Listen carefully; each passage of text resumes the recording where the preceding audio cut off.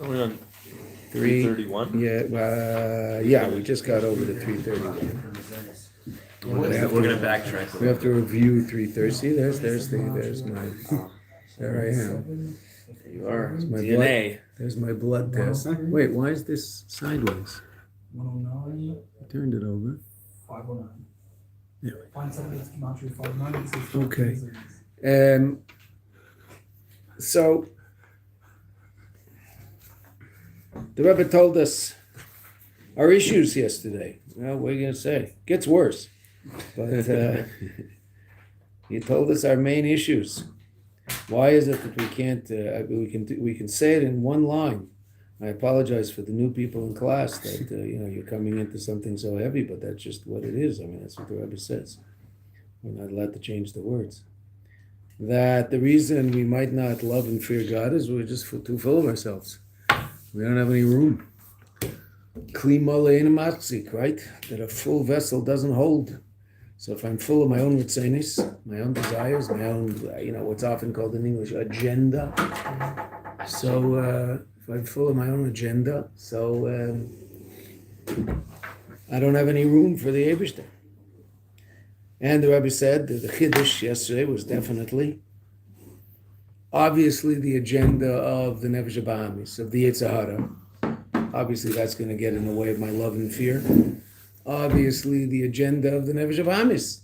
Difference between the Yetzer Hara and Nefesh Bahamis. Yes, the Yetzer Hara comes from Nefesh Bahamis, but when we say the Nefesh Bahamis, we mean things that are mutter. Nefesh Bahamis might want things that are mutter, but it wants all sorts of gashmistic things. The ice cream's kosher, it's got a badatz on it, and it's so kosher it says amen on your bracha. But if the guy's sitting there and eating ice cream all day long, so then that's not exactly why he was sent to earth, right? I can eat ice cream, don't worry, ice cream is okay, put them on your pancakes under the maple syrup, it's a good dinner. But if the person's whole head is in his ice cream, gentlemen, doesn't happen in class. Right, Cole? Yeah. Okay. Then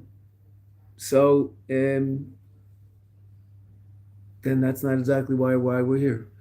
But then the Rebbe said, even the desires, even the agenda of the Nefesh Elokis, that my Nefesh Elokis, meaning spiritual agenda, my own spiritual agenda. I have my ideas as to what it means to serve God. Are those in line with God's ideas? Sometimes yes, sometimes not. Right? If I've got even that, the Rebbe said, which is very heavy, even that will ultimately fill a person up so they have no room for the Eibishter. Right? And then at the end, the Rebbe told us that it absolutely stand. That was Timtum HaMayach, but that also ultimately applies to Timtum HaLev, right? This was yesterday. And then the Rebbe said that amazing idea about that he quoted the Friedrich Rebbe at the end of the end of verse, hey, that in order for birth to happen in Gashmias, so there has to be a planting of a seed. So too, in order for birth to happen, the birth of the midas, of the emotional attributes of love and fear, because after all, we're talking about the barren woman, right? So what's the shot? She's barren, she can't give birth. What can't she give birth to? She can't give birth to love and fear. That's the pnimis of the pasuk, right? So just as in physical birth there has to be a planting of a seed, so too in spiritual birth there has to be a planting in the seed. And who remembers what that planting was?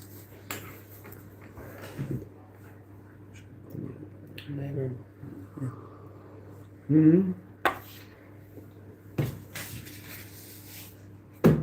Remember not to clean my mouth with the thing and has my blood all over it. I'm fine. I just stapled myself, but I'm fine. I'm alive. I mean, it's not Mashiach is coming anyway, regardless of whether or not I happen to stick a staple into my finger or not. I mean, this is not major stuff here. And I refer Shleima, I'm not sick. God forbid. I have a staple. I got a little staple in my finger and I have a little blood. My goodness gracious me,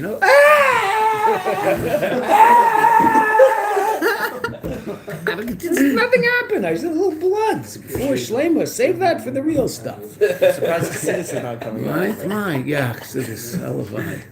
No, who remembers what we learned yesterday? It's an amazing idea. Amnon, I can count on you. What was it? What was the question? What was the question? Oh my God. Why don't I just go, Gabi, you got some, you guys, can you guys some Colombian coffee for me? I'm going to go sit and drink coffee. I'm going to give up on these guys. We learned it yesterday. They can't remember it. But say that some people were in bed yesterday. That's why they don't remember it. Other people were learning with Rabbi Levinger, so they don't remember. Other people were sitting in this room, so they could remember.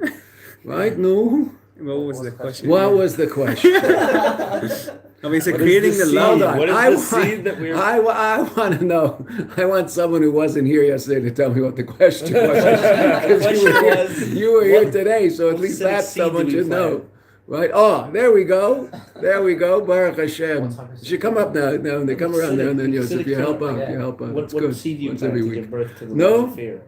What is we said in Gashmias there has to be a planting of a seed in order to give birth to a child. So the panemius of all that is what the Rebbe is explaining to us: is loisim mishakela vakara. Don't be a woman who chas v'shalom loses a child, or is barren in the first place. Again, we don't understand the order in the psukim. But that being said, so and what does that mean? Not being able to give birth to children. That means not being able to give birth to love and fear. Yeah. Right? And how do we, what's the problem? So we'll go over the problem again, right? Because the problem is causing us not to know what the answer to the question is. I hate to say it. But the problem was what? That I'm so full of my own agenda that I don't have room for the Eibishter. So kli male eina machzik, right? What's missing? So what did the Rebbe say? So there's two types of women who could theoretically be in a state of barrenness. One, where the woman doesn't have the physical apparati to give birth, right? Just there's a physical problem. The other is everything's fine physically, but for whatever reason, they aren't able to conceive a child, the parents. Okay, they're non-parents. So the first level of akara the Rebbe told us yesterday is called timtum mayach. And what does that mean? The person doesn't have the fertile ground to give for the contemplation of godliness that will allow them to give birth to love and fear. What does that mean? And in Gashmism, it means they're missing a uterus. In Ruchnius, it means Timtum Amayach, they don't have any what? What do they miss? Intellectual excitement. Beautiful. He's Pilus Sichlis. Amazing idea. Intellectual excitement. If someone doesn't find God interesting and exciting, they're never going to come to love Him. We don't usually love things that we're not interested in. Right? Okay. Most of us have a very, very limited, if any, emotional relationship with French art. It's just not part of our life. We're not particularly interested in learning about it, right? It might be fascinating. So it might actually be, if someone gave you a book about French art and you read it and went, this is fascinating. What would probably happen? You would probably have some place in your consciousness and in your heart for French art, and you'd start thinking about it and talking about it, and maybe even flying to France, which would really be a serious nefesh, to go look at some French art, right? Okay, right? Isn't that true? That's the way the world works. That's the way you work. Okay, so what if God's not interesting? Just don't find it particularly interesting. Okay, so then I'm not going to love Him. Why is He not interesting? So the Rebbe told us, because I'm so overly interested in myself, I don't have room for God, right? I'm just so caught up in thinking about myself and worrying about myself and whatever. It's just like going to the hospital for a cut like that, ah! My wife used to work on an intensive care ambulance. So there would be a doctor on an intensive care ambulance of serious traffic accidents, of pulmonary edemas, heart attacks, things like that. That you see it around, it's still around the ambulance. I think it's the yellow one now. But it doesn't have a doctor, because they now pay doctors enough of a salary that they can't afford to put a doctor on the ambulance, which is good. So they went to a traffic accident in Ramallah, and it's in the old days. Went to a traffic accident in Ramallah where some Ford tender had turned over, and there were 9 Arabs in it on their way to work. And they came to the scene of the accident, and they burst out laughing. And they said, HYS. HYS is called hysteria in medical terms. That's the terms doctors use when nothing's happening. There were 9 guys lined up on the boulevard, but perfectly lined up, as if they had been thrown from the car, lined up like this, in a row. one after the other. That was. So they said, this is HYS, and they, put a stethoscope on their heart and went, "You're alive, get up, you're alive, get up," and that was the end. Not lined up. Yeah, they fell out of the car that way. They flew out of the cars that rolled over, and they all lined up perfectly. Right? Everything's fake over there.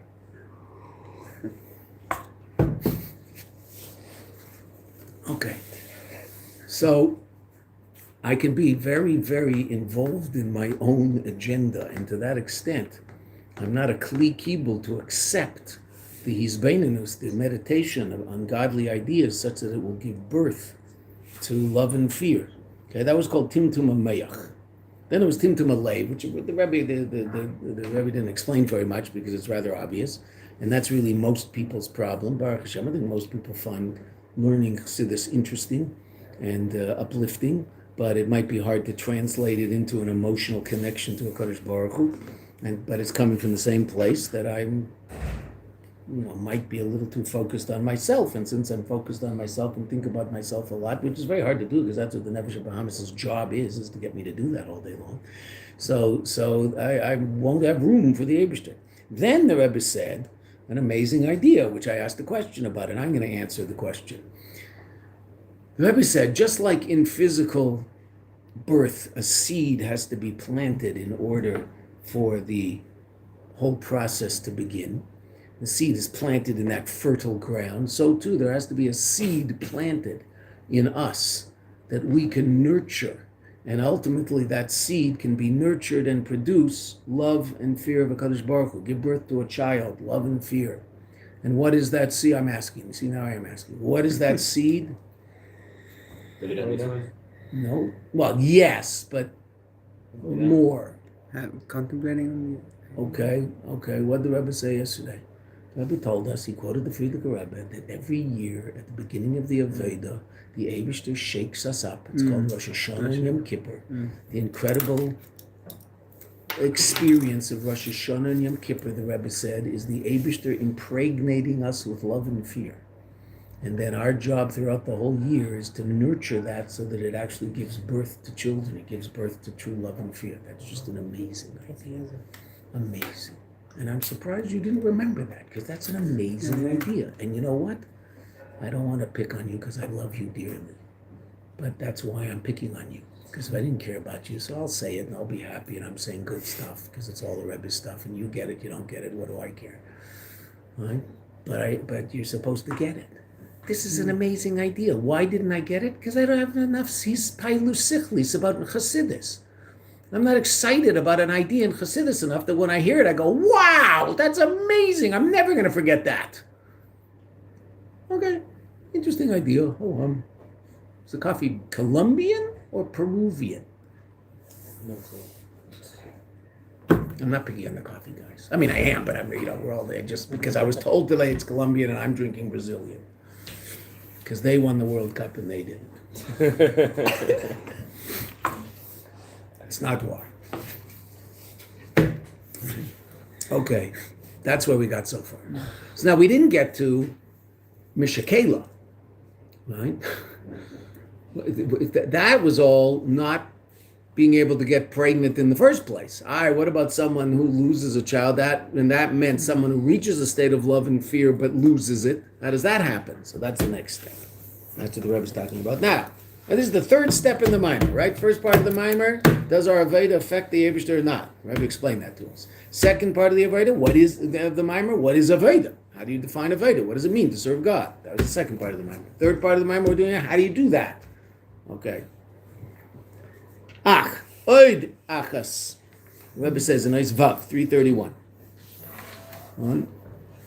Yes, if I made 3 more copies today, but by the time you walked in the room, they were gone. I don't know why. Every time you walk in the room, whatever copies are. Taking new ones every time. A new student came into class. Some people, a student came back from Chutz La'aretz. A student came to class, hadn't been in class for a little while. So there you go. That's the way it goes, right? So I only made 3. And I impaled myself with a staple. I just want you guys to know that. If I didn't mention that yet, I just want you to know that I got impaled because of the Mesiras Nefesh for your Torah. I should have actually gone like that on each of them. I didn't mean that. No, now you're coffee. I'm gonna have to. Tomorrow morning, I'm gonna come in. I'm gonna switch one around real fast, and that's your one coffee. of you guys will end up with a bloody one, and I'll. Rabbi, you don't know what takes off. No. I mean, use your A coffee red mark, napkin we'll finish the page, I won't see it. Sorry. You want the... I might, oh, there we go, I'll white it out, thank you, wow, you're the best, you're the best, they were gonna white it out. You have to squeeze it, what do you do? Push down. Push down, there we go. Good, look at that, Wow. perfect, you'd Hashem does on never Yom Kippur. know, I almost died on the page. That's You'd what Hashem never does on know. Yom Kippur, Rabbi. Yeah. Yes, if when you only show up now and then, you should just sit there quietly. My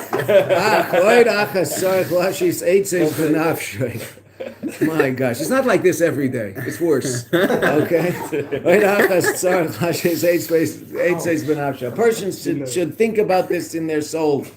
That when he does his service, Kedaboy. Now, the Rebbe's going to describe an unbelievable guy here. We've never met this guy. He does his avodah kedaboy, as it should be. Hein b'negei lasoga shebameich, both regarding comprehension in his brain. In other words, intellectually, he understands things in a very, very deep level. V'hein b'negei lamida shebalev, and also he has brought that understanding into his heart and has reached a state of true love and fear. Shehem bizgalis libre, they're revealed in his heart. Every single one of us has a level of godly love in our heart, but it's not necessarily revealed. Why? What? So to speak, where is it? It's in the Nefesh Elokis. It hasn't been revealed in the Nefesh Bahamis.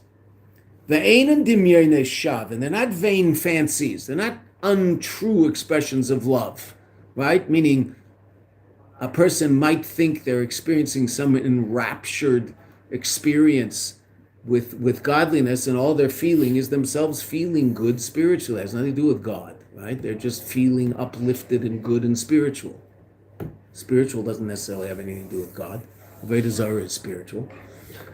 Right? It says anti-God is murder and adultery. It's one of the big three, right? Okay, so Avodah Zarah is very spiritual. It's just spiritual klipa. So is there klipa in spirituality? Absolutely, 100%. Just like there's klipa in physicality. Life isn't about spiritual, material. Life is about God or not God. Right? It's either this or it's this. Right? So this guy really reaches a state of love of God. The real thing. Ela ava v'yira mitim. True love. V'nir goshim gam b'kim Torah mitzvahs. And this is felt in his performance of Torah and mitzvahs. Shenesif al kiyam Torah and mitzvahs b'feil mamish. And in addition to the performance of Torah and mitzvahs, in actuality, when he's very, very frum and he does what has to be done, he's serious about it. Yodeyahu, what does this guy also know? Yodeya kavanas mitzvahs. He knows some of the deeper intentions of the mitzvahs, general in particular. V'yodeya gam. He also has an understanding of the different levels of godly reality that are drawn down to bring about a healthier world by virtue of the performance of mitzvahs. This mitzvah is b'kava gvura, this mitzvah is, what the Rebbe is going to say, is b'kava chesed. Shal yedei avedis at stokka, that through the aved of stokka, charity, hamshachu b'kava chesed, that's coming down through the line of loving kindness. He's revealing God's chesed in the world through his act of chesed. Gvura is restraint, discipline, mishpat b'yakev, right? What's that? That's coming to an appreciation. First of all, it's sur meirah, it's kafir, right? But also coming to an appreciation of what the law is, right? Delineating things, coming to a point of understanding exactly what the halacha is, as opposed to having some vague idea. So that's gvura, right? Clear delineation of something. Which is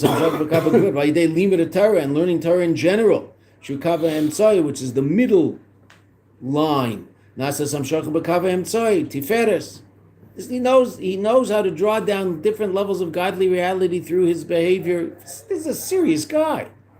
Va'ad shaveidase hu ba'ofen amarumas b'diuk lashon hakasav, until his aveda is in a fashion, oifen, hamarumas, that's hinted at, b'diuk lashon hakasav, in a careful reading of the language of the verse.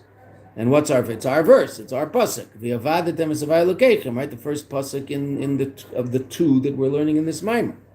V'yavadetem esavai lokechem, you should serve Havaya Elokechem. And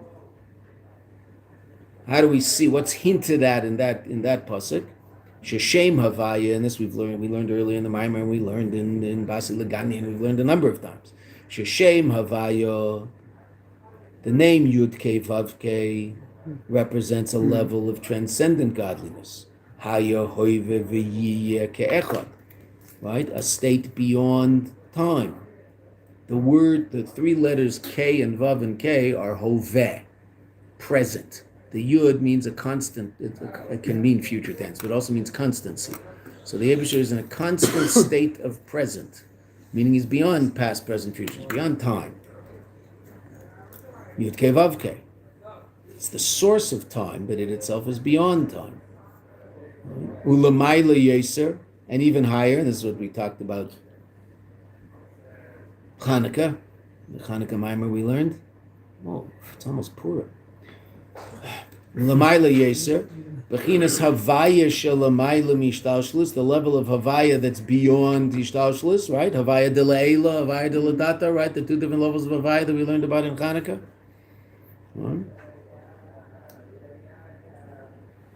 Nasa, right? That level of transcendent godliness. Yud Kei Vav Kei, V'avadetem, you should do the service, and then Havaya, transcendent godliness, will become Elokechem. What's Elokechem? Keichechem v'chayuschem, your power, your vitality. So what's Elokim? The source of your vitality.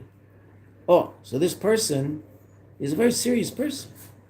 It's a person who serves the Eibishter with tremendous love, tremendous fear, understands the ramifications of what he's doing, has a very sophisticated breadth of knowledge. He's a serious guy.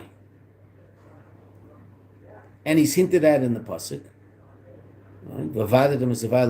Someone who serves Yud Kei Vav Kei and makes Yud Kei Vav Kei Elokechem, right? That your everyday conscious reality is connected to transcendent godly reality. That's what that means simply. Even when a person's on this level, Sarich Lizar has to be very careful. Shalei Tieloi, another Rebbe says something very heavy. But we're not on this level, so we don't have to worry about this, but we do, in our own level. Sarich Lizar, Shalei Tieloi Svius Rotzen Miavaydasei. What's Svius Rotzen? Satisfaction. Now, the Rebbe didn't say simcha. Of course, your Veda has to be besimcha. Everything you do has to be besimcha. What's satisfaction? I've done enough. Satisfaction means I'm satiated. I've eaten enough. I don't have to eat anymore. I don't have to do anymore. I'm done. I've accomplished what I set out to accomplish.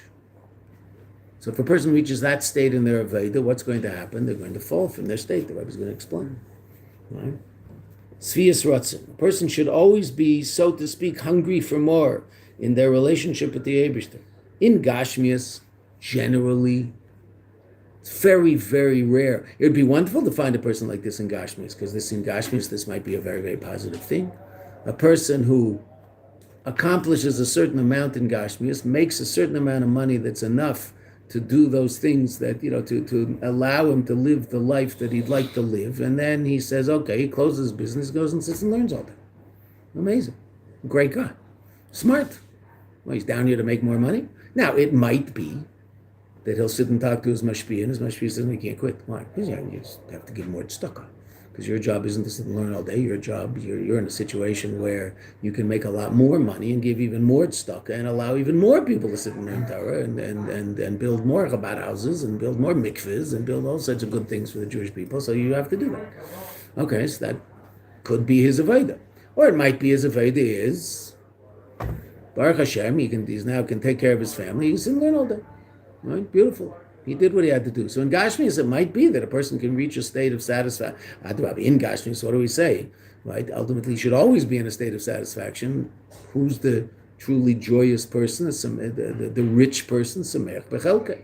The one who's joyous in his chelek. He's happy with what he has in Gashmias. That's the person that's rich. So a lot of people have a lot of money who are very poor because they're constantly complaining about the fact they don't have enough money. Because they're comparing themselves to someone who has another billion. So they're upset. Okay, so that person's poverty-stricken. But there are other people who have what they need, but they're very content with that. So in Gashmias, the Smech Bechelka is fantastic. In Ruchnias, it's a disaster. Right? Shouldn't be Smech Bechelka. Shouldn't be Sameach Bechelka in Ruchnias. Whatever your relationship is with the Kadosh Baruch Hu, you should be striving for more. Just like your relationship with your wife, you want it to be richer. You want your relationship with your children, you want to be deeper and more powerful. So to your relationship with the Eibishter.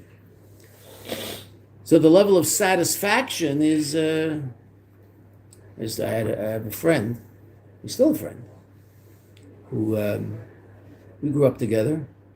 His father was fabulously wealthy, very, very, very successful businessman. He got frum. His brothers and sisters also all different. Sisters, he was one boy and a bunch of some girls. He got frum.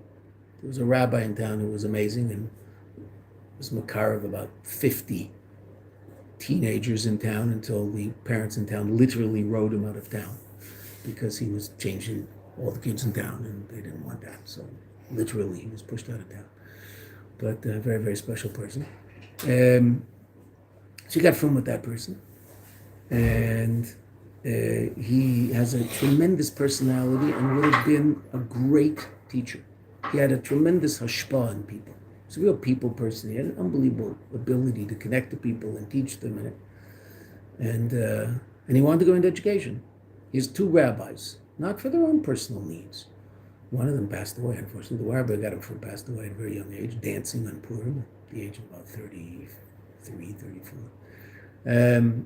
But the other rabbi's still Baruch Hashem around and doing amazing stuff. They both told him, you're not allowed to be a teacher.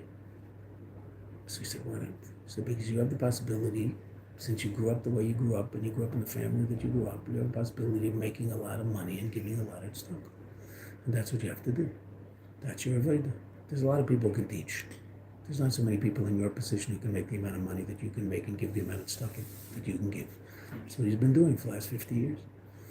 Right? Amazing. He once paid for a whole summer program in Mayanot. He sponsored the summer program.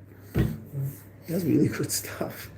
His daughter, his oldest daughter, at her bat mitzvah, obviously got a lot of gifts, right? Rich people give children of rich people a lot of money at these sort of things. Like, they should go to poor people's bar mitzvahs, give them money and don't give the rich kids. But anyway, that's the way it goes, right?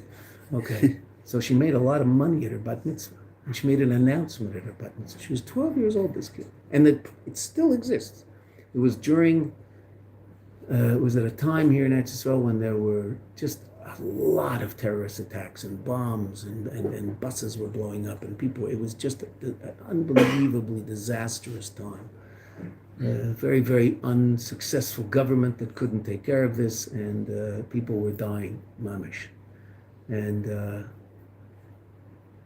she set up she took all the money she made from her bat mitzvah and made a fund called the One Family Fund, that we're all one family, and this fund helps victims of terror.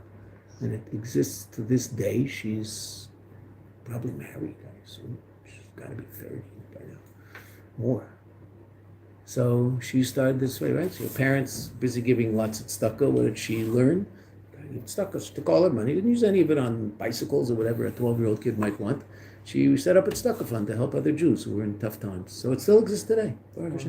And the family are, the parents now are very, very involved in raising money for it and giving money to it, etc. It's called the One Family Fund. And I don't know, fund, one family, something like that. And they help terror victims. Which unfortunately, there are a lot. So, in Gashmias, it's hard to know, when you're satisfied. But in Ruchnias, there's no such thing. So what does the Rebbe say? He has to be careful. He shouldn't have svias rotzen. Sha'az, what'll happen if he's satisfied with where he is? Not besimcha. Simcha is a whole different thing. Of course, he's mamish besimcha, but he's not satisfied. Sha'az nishar lamed alamde. Then he'll remain standing on his place. Ve'ena meisif, and he won't increase lalech, to walk, progress b'avedaseh, in his aveda. He'll stand in one place and gate nit and he won't go further. Because he's happy where he made it. In addition to the fact this feeling of satisfaction could cause sha'ava v'yira, that the love and fear shekvar noldu, that he's already given birth to, v'nizgalu, and they've been revealed, loyu b'kiyumam, they won't continue to exist, because after all, the Sfias Ratzon is coming from his focus on himself, not on the Eibishter. I mean, if the Eibishter gives him another day of life, obviously the Eibishter is interested in more from him, but he does, no, I've done enough, I'm fine, where I am is just fine. All right? I finished Shas, I learned all the Teis V'Sin twice, I've learned all of the Rebbe's Likutei Sichos, and I'm almost finished in my Marim. I'll finish, Beseder, but if I do, I don't, it's okay. Right? Torah, Likutei Torah, I know them Baal Peh. Serious guy. But if I'm satisfied with that, so then it might be that the love will disappear, because after all, I'll start thinking about where I am as opposed to what HaKadosh Baruch Hu wants. Shezeu inyan de mishakela. This is the one who loses a child. Right? So I might lose the love that I have.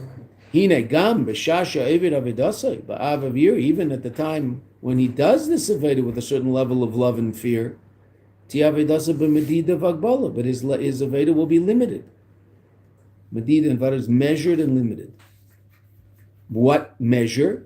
B'mida hanidreshes, the measure required, misvias ratzon shaloi, to reach a state of satisfaction. That'll be the extent of his aveda. What does he have to do? That which is necessary to feel, I'm done. So then that's limited. Wait a minute, I'm done. What time of day is it? What time of life is it? Where am I? There's nothing more to do. Can't find anything else to do. Right? I finished Chittas and Rambam. I'm done.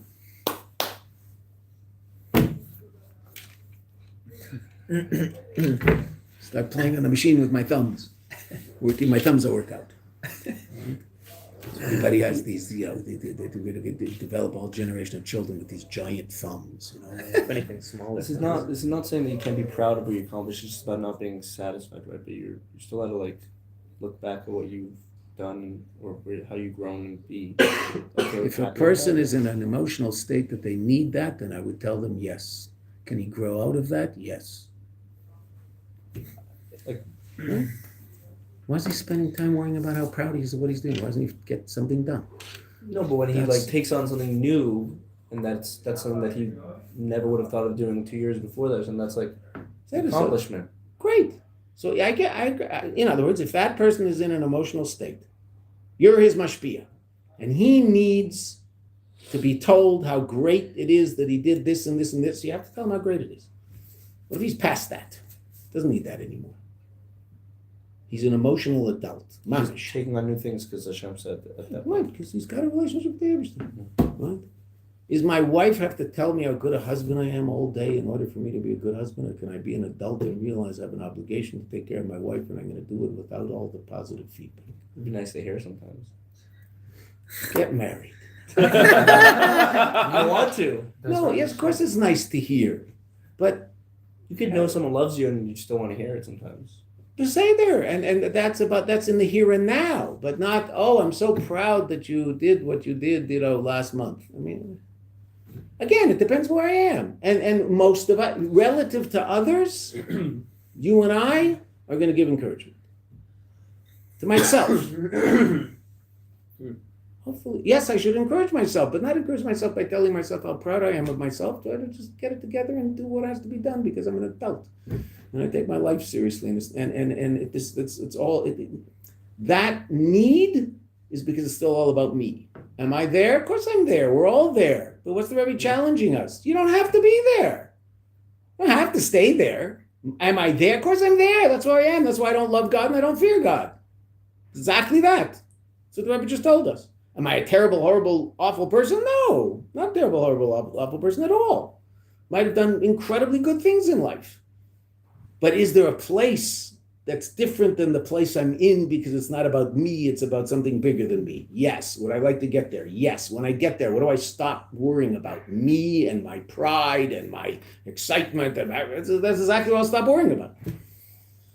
Might I need that now? I might need that now, okay? But I have to come, where does it start? It starts in here. As soon as I realize that that's not necessary, that's not absolutely necessary, I might be able to get myself out of a place where I have created this necessity. Right now, do I need it? I might need it. Okay, fine. Relative to other people, what should you possibly be giving them? What did you say? What should you constantly be giving them? Positive feedback, positive energy, all the time. Say them. But relative to myself, I understand. But, shouldn't be beating myself up at all. We learned in mishakela and Margafum with the Rebbe. That's not a way at all. Completely positive. Encouragement. But encouragement of what? The Eibishter believes in you, and you can get done what has to get done. And when are you going to do that? The less you start thinking about, the less you think about yourself, and the more you think about truth and reality and why you're down here, the more you're going to accomplish. So just go get it done and stop contemplating your belly button all day long, which is what we spend a lot of time doing. And we waste our lives doing that. There's so much that could get done. And we're just cleaning the lint out of our belly button all day. Mm-hmm. It's called contemplating the navel. It was a common statement about 50 years ago. Okay. What does it mean? Looking down. There's a whole world out there. What are you doing? Right? Okay. Does that mean I'm a horrible, terrible person? No, God forbid. You're an amazing person. Okay. So you're an amazing person. So get it together and go do what has to be done, what amazing people do. And amazing people don't spend their life worrying about whether or not I'm amazing or not. It's not what they do. Because people who worry about whether or not they're amazing or not don't get anything done. The people who worry about getting things done get things done. So Baruch Hashem, there's people around who are actually busy worrying about getting things done. And that's why the world works. Because with all those people worrying about whether or not they're okay or they're not okay, am I okay? Can I be proud? Can I not be proud? So they're just busy, I don't know what they're doing. But they're not inventing anything, that's for sure. They're not saying any interesting idea in how to serve God, that's for sure. Because they're just too busy. That's exactly what the Rebbe said in yesterday's minor, right? What the Rebbe said yesterday. Too busy with my own agenda, so I just don't have time. I mean, okay, God, I'll get to you at some point. But it is true, there might be a person who's in a situation, there are people, and we all are this way to a certain degree, that there are certain aspects of our being that we have to get together. We have to make sure that we're healthy people in order to serve God. Because I can't be a yesh. I can't be bottle until I became a yesh. Right? I have to be a healthy, normal human being before I can be mavatal myself. Right? Again, what's bittul? Bittul isn't that I'm a nothing. Right? Bittul isn't getting into being a worm. Yesterday's Tanya. Right? Bittul is realizing that life is about the Eibishter and not about me. So what does that mean I'm going to be doing? I'm going to be an unbelievably productive person with a very vibrant personality and getting all sorts of stuff done. Why? Well, because I'm just not worried about myself. I'm busy getting stuff done. And when is it that my personality is dulled? When I feel that when I'm completely involved in myself and worrying about myself, which means I'm worrying about what people are thinking about me, and therefore my personality has to be in line with what people want my personality to be. I can't be myself. I have to be what they want me to be. Otherwise, they won't think I'm a good guy, and that's what I care about. So then I can't be myself at all. Right?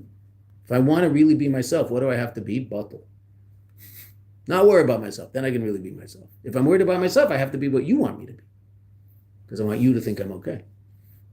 That's very debilitating. We all have that. Right? That's in there. Why? Because we have a Nefesh Bahamis, and Nefesh Bahamis is trying to keep us limited, and he knows how to do that. He's the smartest guy around, right? Keep us limited. How? I'm worried about what everybody else is thinking. In yeshiva, what does that mean? Does everybody think I'm from enough? Am I a good enough bacher? Am I this? Am I cool? Am I this? Whatever it is that I've decided people have to think about me. Right? Instead of what? Doing just what I have to do. What has to get done? Okay, as a bacher, what do I have to do? I get up in the morning, I have to go to Chassidus, I have to daven, I have to sit and learn nigla. What a hard life, my goodness gracious. My job is to sit and learn Torah and Farbrengen all day. Oh my goodness gracious me. Woe is me, right? Believe me, there'll be days when you're doing a lot more weirder things, right? Remember once Farbrengen Gimel Tammuz, there were South Africans sitting at the table and someone asked them, well, what do you do in South Africa? This was late in the Farbrengen when, you might have cleaned out the filters a little bit. So as Rabbi Steinsaltz used to say, cleaning the pipes, right? We drink Drano at Farbrengen in order to clean out the pipes, right? So the pipes might have been a little clean. And this guy said, well, they have a factory. They have a factory, they make ball bearings. So that's okay. Nothing wrong with that.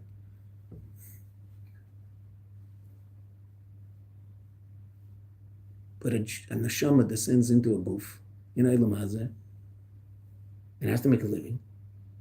And it might be that in order to make a living, I have to spend my day making ball bearings. Ball bearings? Little round metal balls? That's why my neshama came into my goof, was to make little round metal balls? Well, no. But could I get to the point where that's really what I think I'm all about? Who are you? I'm so-and-so, I own the ball bearing factory. That's your life? Ball bearings? Right? Started with Samach Tzedek, one of the Chassidim, a serious chassid, right? He needed to make a living. You made boots. You made boots for people. They're good. Okay. Good thing to do. You need boots. Rashi need boots. Right? So Samach Tzedek he once had Yechidus by the Samach Tzedek. Samach said to him, I've seen a lot of people who put their feet in boots. I've never seen anybody put their head in boots. Your whole head is in boots. The only thing about it is making boots all day. You have to make boots. You're not gonna be able to sit around and learn Torah and Farbrengen all day, right? There's gonna be a time when you're actually gonna have to go out and do this thing called making a living. Those of us who teach here, God's been kind to us, and He never demanded us that we go out and do anything serious. Right? Okay, we just get to sit and learn Torah all day, which is really nice. Okay, there's few people who aren't serious enough to go out and actually make a living. So God says, okay, you can teach Torah because you like die out there. So you go stay inside. We'll take care of you. It's very kind of Him. But what happens out there? Yeah, make a living and still be someone who's living a Maimer Chassidus and who walks into Shabbos with a sicha. And walks into Shabbos with a few good stories to tell their kids at the Friday night table or the Shabbos day table. And right? Okay. How does a person accomplish that? By having more focus on what God wants from me than what I want from me. And then it works. And if I'm stuck on what I want from me, so then I'm gonna hit a dead end at some point. Right, that's what the Rebbe's talking about. Does that mean the guy's a bad guy? He's not a bad guy. He's a great guy. He's a really good guy. He's serious, but there's more. There's always more, right? The Abish there, right? Like Rabbi Groner said about the Rebbe's a slave driver, right? Okay, but say the Abish is a slave driver, right?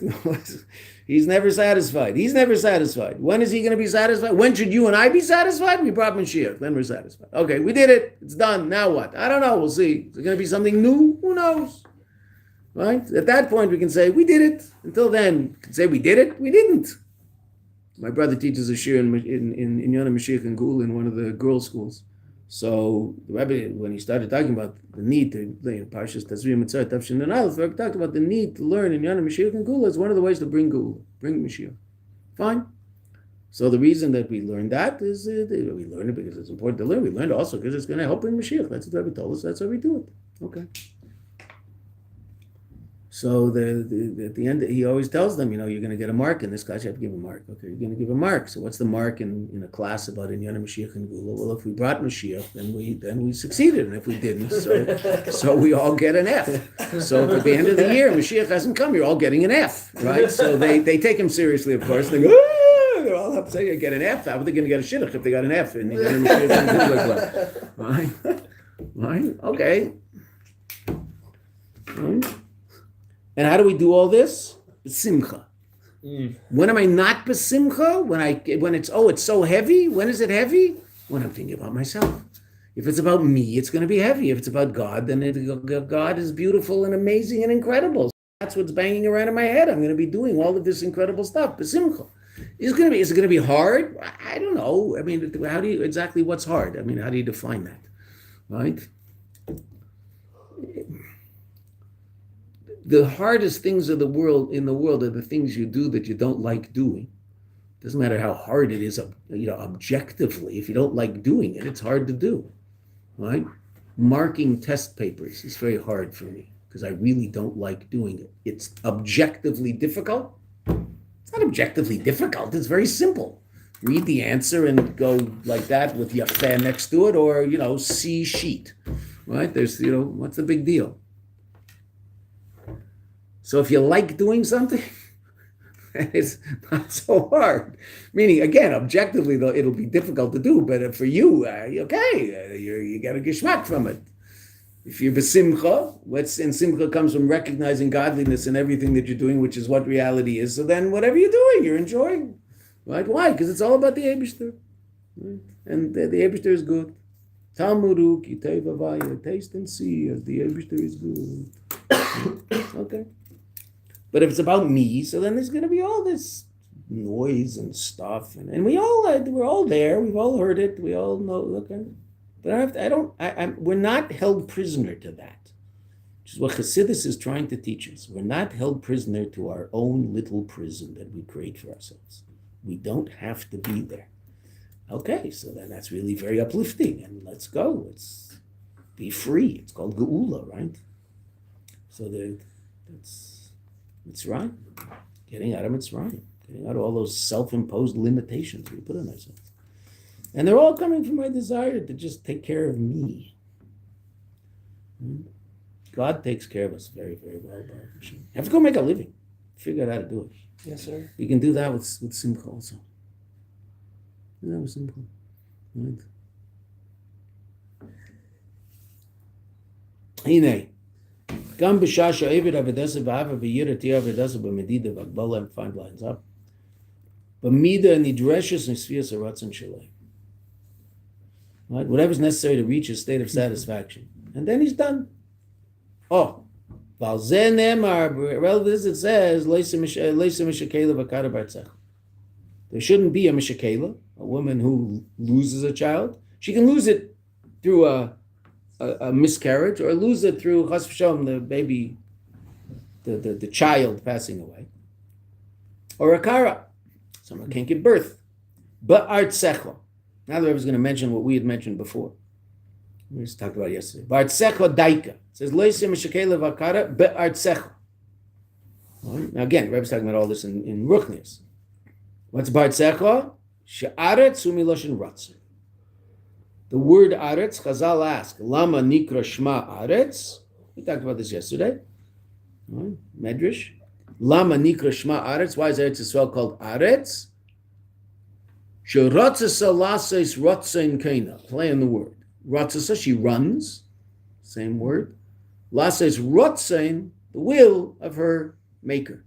Eretz Yisrael is the place where God's will is revealed more powerfully than anywhere else. There's more mitzvahs here. So what? And what's it all based on? Ritzeincho, your Ratzon. Hainu, shelo yurgash etzloi. It shouldn't be felt by him. Afilu svias Ratzon bilvad me'avedasa. And the Rebbe knows that's hard. That's what he says. A person shouldn't even feel satisfaction alone from his Aveda. Now that's someone who got past what we learned about yesterday. He dealt with everything that we learned about yesterday. And then he gets to the next step and he's got a new battle. The battle is not to be satisfied by what he's doing because there's always more to do. How do you know there's always more to do? Well, you woke up this morning and said, Maydani. So there's more to do. If there weren't more to do, so then the Abish doesn't need me here. Right? But he does. Right? And he trusts us and believes in us and wants us to do things for him. Why are we lucky enough to do things for him? I don't know, but that's what he decided. And that's a pretty amazing thing that we get to do things for him. Right? I think if you got a phone call from someone who you respect a lot, who's a person who you have no havamina, no a prior assumption that they even know you're alive, right? Let alone that they would ask you for something. You get a phone call from someone you really respect. The world thinks is a serious person, and the person says, "Can you do me a personal favor?" Wow, unbelievable. Yeah. What do you want? Whatever it is. It could be something relatively simple. It can be something that might take a little bit of effort, whatever it happens to be. You'd be so excited, right? And if you were just a normal, I don't mean normal. I mean a normally abnormal person in the world, you'd put it up on all of your social media things that so and so called me and asked me to do something. Right? Everybody has to know. Right? It's like vegan, right? Right? So that's the joke about vegans. Like, well, he's not a vegan. How do you know? Well, because I was with him for 5 minutes and he didn't tell me he is. Right? They make the same joke about people with minyanim for nates. People who daven in nates minyanim. They make the same joke. That at some point they will tell you. He lost me. I'm not making. I know you died. No, I didn't. I was just saying that people. That's what they always say about. I know you daven in a nates minyan. So I said that's what people. They always make the same joke about people in nates minyanim. They always will say, "Oh, in my minyan, which is at nates, there's an interesting guy." It's just one of those things about nates. It's like vegan and nates minyanim. They go together. Right? I'm pretty sure there's some vegans in my nates minyan. I'm sure there are. And which one they tell first? That'd be an interesting thing. See how frum he is. Does he say nates or vegan first? Which is right? Okay? So the Svias Ratzai, the Rebbe says not even Upshita, obviously the Rebbe says in the parentheses, Shaloyu Nirgoshim or Ratzainis, obviously has no Ratzainis. Meaning he's not, what does it mean he has no Ratzainis? Meaning he's not allowing his own agenda to get in the way of what the Eibishter wants from him. Sha'azu Kli Mole She'ena Machzid. Because in that case, he's the person we talked about yesterday. She'ein lebeis kibul klal. Bechina rishayna dakar. The first level of akar. Okay. So this mimer is, the Rebbe's not fooling around. It's really quite a stand. Now, we mentioned yesterday, right? The Rebbe's been Rebbe a year. Right? This is 1 year after the Rebbe became Rebbe, and this mimer is a famous mimer. As we said, it's not muga. It's not an edited mimer. But there is a portion of the mimer that's edited as a sicha in Chelik Tes Zayin in Likutei Sichos in Parshas Mishpatim. Right? There's part of this mimer, part that we're going to see next, basically.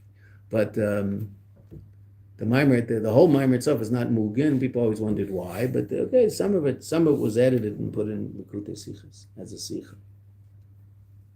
It's a heavy mimer, but you get an idea of the next page. The next page, the Rebbe is going to start to cry. The Rebbe actually cries in the middle of the mimer, and it's mentioned in the mimer. What's he going to cry about? Let's see. What's he going to challenge us for? And you're going to go, whoa, can I do that? Today? I don't know. Right this minute? Yes. 5 minutes? I don't know. I don't know what's going to happen in 5 minutes. Right now, can I do what's going to be asked from me? Yes. And then that's... Often they talk about making achalatas, right? People don't like making achalatas because they say I never keep them, so why should I make them? Right? There's something you're working on in life that you think is important to either add to your life or get rid of from your life, right? And we all have things like that. So what's a reasonable way to try to work on that? Make achalata in Kriya Shema. Tomorrow, let's say it's something you want to do. You want to learn Rambam. And you have a hard time doing it. There's days you do and days you don't. Yeah? whatever. I'm just picking something relatively easy in a Vedic because it's just a matter of doing it, as opposed to something, more pnimi that's harder to work on. Okay, so what do you make a chalata in Kriya Shema tonight? That tomorrow I'm learning tomorrow's Rambam. That's your chalata. Not I'm learning Rambam for the next 42 years. Tomorrow I'm learning Rambam. You'll learn Rambam that day. The next night, in Kriya Shema Shalamita, what chalata did you make? Tomorrow I'm learning Rambam. You have a thing in your life that you'd really like to get rid of, which we all have. Tomorrow, that's not happening. Not for the next 30 years. Tomorrow, that's not happening. It's just not happening. Okay. And it won't. You'll do it. You'll make it. Right? It's only tomorrow. Right? Next night in Kriya Shema Shalamita, what? Tomorrow, that's not happening. Right? Tomorrow, I'm not smoking a cigarette. Cigarette smokers in your bedroom. Right? Tomorrow, I'm not smoking a cigarette. Okay. So it's so hard not to smoke a cigarette tomorrow? It's easier to smoke, but it's so hard? No. Okay. Next night, tomorrow, I'm not smoking a cigarette. Do that for 2 weeks. Guess what? The person's no longer physically addicted to cigarettes. He's emotionally addicted. That's going to be for who knows how long, but the physical addiction's gone. It's going to feel horrible. But for 2 weeks, done. Okay. Makes us one night halach. One night halach. Does it for 2 weeks straight. Doesn't think about 2 weeks. The first night just says, tomorrow I'm not smoking a cigarette. Just tonight, have a little rachmanis on his lungs. Tomorrow, he's not going to stick his mouth over an exhaust pipe and breathe deeply. Right? It's good for his lungs. Right? One day. It's good for his lungs. Tomorrow I'm going to exercise. Tomorrow I'm going to do 10 minutes of exercise. Whatever it is. 7 minutes of Tai Chi walking. For some reason, every time anybody sends me something on YouTube, when I look it up, before there's something about 7 minutes of Tai Chi walking. I don't know what happened. Why all of a sudden did Tai Chi walking take up the world? Every single time. And I never looked up Tai Chi. Anyway, so 7 minutes of Tai Chi walking. Why? I don't know where it comes from, but it's there. Is this like right before I'm out, Bill? Like at the end? At some point. Tomorrow I'm making this. This is happening tomorrow. Beautiful. Tomorrow I'm getting up for Chassidus. Tomorrow I'm going to be in Gemara Shiur on time, and I'm going to learn with my Chavrusa until midnight. Tomorrow. Not every day. I'll go crazy. For the next 42 years, this is going to happen to me. I can do this for one. I can do anything for one day, right? We don't eat on Tisha B'Av. It's not a very fun day, but we manage to make it through the day, right? I mean, it's a pretty crummy day, but okay. I mean, if someone told you, Tisha B'Av is the next 8 years, come on. I mean, I can't do this for 8 years. One day? You can do anything for one day. Right? And then we change. But we have to change the panemius also. One thing is the action. The other is how we look at what we're about. That's the Rebbe is very... The Rebbe, this is like a mission statement. Right? Look, this is what I'm going to be talking to you about because I want to take you to Mashiach. And if you want to get to Mashiach, you're going to have to want something more than just your own spiritual upliftedness. Because it's about your spiritual upliftedness. That's very nice. That's good. That's so much better than about your physical upliftedness. But it still doesn't necessarily have anything to do with God and why you were sent here. You know? So based off that, could you say that what this is to meta the Maimad, that this is the Rebbe's the seed that he's giving us, and that over the next 50 years, whatever he went on to achieve was all... Could be, depends on what you're saying. It's very nice, could be. Someone who learned here many years ago sent me a message the other day. He watches this. He lives here in Eretz Yisrael, so he can watch it live or he watches it later. And he sent me a message about 2 months ago and said, I want to learn mishakela. Are there any classes up? So I said, I don't know. You can check. I don't know. I don't follow it. I just do it in the morning. And I can stop doing it now.